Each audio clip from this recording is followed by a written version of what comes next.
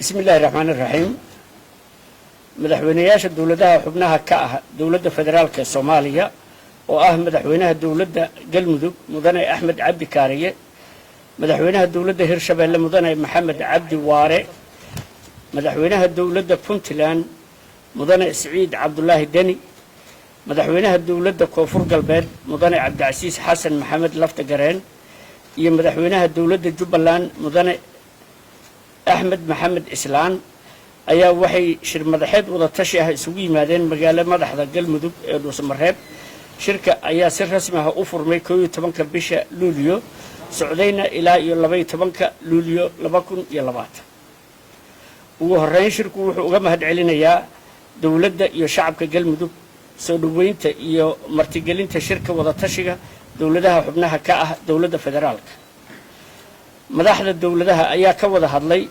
xoojinta iskaashiga dawladaha xubnaha ka ah dawladda federaalka ee dhinacyada siyaasadda amniga dhaqaalaha iyo xoojinta geedi socodka dhismaha dawladnimada Soomaaliya dood iyo wada xaajood dheer oo shirku ka yeeshay arrimaha siyaasadda dalka Soomaaliya gaar ahaan doorashooyinka hay'adaha dawladda federaalka ee Soomaaliya ayaa waxa ka soo baxay kow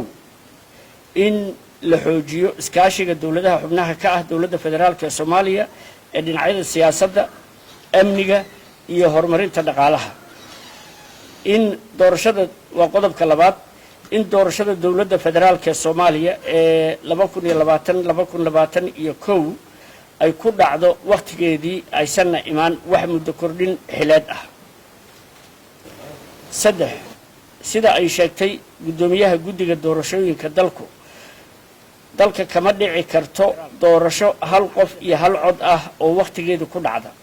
sidaa darteed waa in tubta farsamo ee qabsoomidda doorashada dalku ay noqoto mid taladeeda loo dhan yahay nooc ahaanna ku dhici karta muddo xileedka harsan shirku wuxuu ku baaqayaa in madaxweynaha dawladda federaalka ee Soomaaliya iyo ra'iisul wasaaraha iyo madaxweynayaasha dawladaha xubnaha ka ah federaalku ay shir wada tashi ah isugu yimaadaan si ay uga wada arrinsadaan tubta farsamo ee qabsoomidda doorashooyinka dalka ee 2000 iyo doorashada dalka ee 2020-2021 shirku wuxuu ku baaqayaa in shirka wada tashiga dawladda federaalka iyo dawladaha xubnaha ka ah uu ka dhaco magaalada Dhuusamareeb ee caasimadda Galmudug shirku wuxuu u mahad celinayaa taageerada beesha caalamku u mahad celinayaa taageeradeeda ay la garab taagan tahay dhismaha dawladnimada Soomaaliya waad mahadsantihiin